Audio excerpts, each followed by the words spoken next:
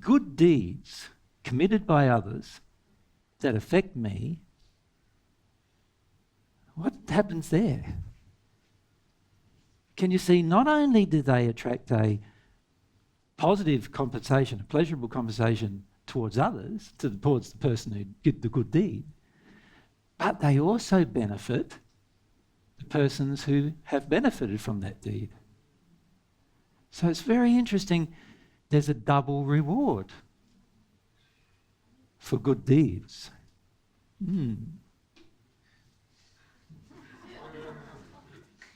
Isn't that interesting? You see, many of you are going, there's no point in doing a good deed.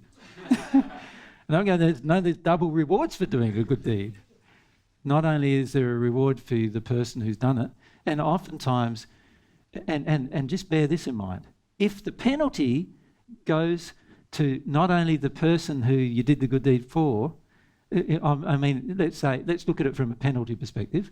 If the penalty goes towards yourself for hurting another person, and also goes to yourself for that person hurting others as a result of you hurting them, can you see the good deed is also going to go towards helping that person, but also towards, if that person helps a whole heap of others, you get some of that reward too. It's like a pyramid scheme. Can you see that? It's like a pyramid scheme. And you could say that the penalties are an inverse pyramid scheme. The opposite, So we need to understand this, that the beauty of engaging good deeds not only affects just the person you're attempting to assist, but also affects you by every other person that person assists as a result of what you did. So there's a lovely example of that in the Robert James Lee's material. Right near the end, in the Gate of Heaven, Afra meets a man who materialised a body on earth and stopped him from committing suicide.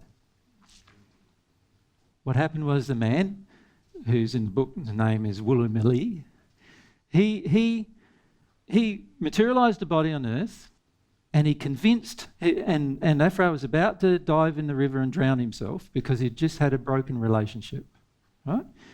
But this man stopped him. He stopped him. He knew, obviously, what his intentions were, being a spirit. So he materialised a body and talked to him with the body about, that desire, and pointed him in the direction of helping some other people.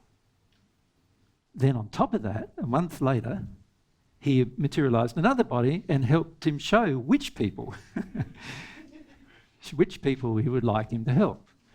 Now, Afra finished up arriving in the spirit world at the top of the first sphere in a pretty good condition, given the fact that he had many emotional injuries, right? He arrived in a pretty good condition because he helped people right to the point where his own death was because of helping somebody that he didn't even know. And then when he got 31 years later, he met the person who saved him, which wasn't a person at all, it was a spirit. And he met him. And he says, and Woolamili says to Afra, you're one of the crowns in my, you're one of the diadems in my crown. In other words, what he was saying there was, you're one of the reasons why I'm in the position I am in now, because I helped you. Right? And not only by default did he help him, but Afra then went and helped a lot of other people, which were all also attributed to Woolamili, because he helped Afra. Isn't that lovely? Yeah. That's a pretty good pyramid scheme, I think.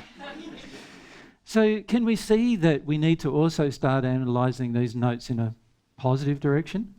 Can you see we need to start seeing them, instead of sins committed, we need to start good deeds. What happens with the good deeds? What happens there? And the law of compensation, which involves compensatory principles mixed with scope, hierarchy, and responsibility, that law actually gives positive rewards just as much as it gives corrective adjustments. And this is where we frequently do not consider this on earth, right? We don't consider it on earth.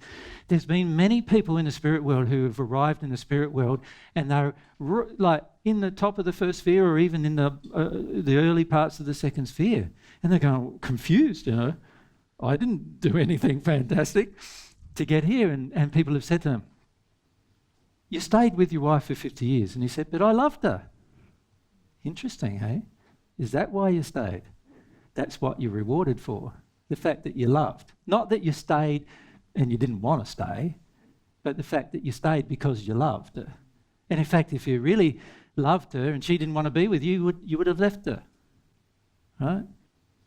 But also they did things like, when somebody needed shoes, they took their shoes off of their own feet and gave them the shoes, even when that was the only pair of shoes they had. And a few months later, they got back some shoes, and that's all they did. But in the first century, I said, God will consider it as if you've done it to me. And what I was saying there was that God examines each one of those things and basically says that if you treat one of his children kindly, with compassion, then it's like you've treated God with kindness and compassion. That's how God feels it. So interesting principles, these compensation principles, yes?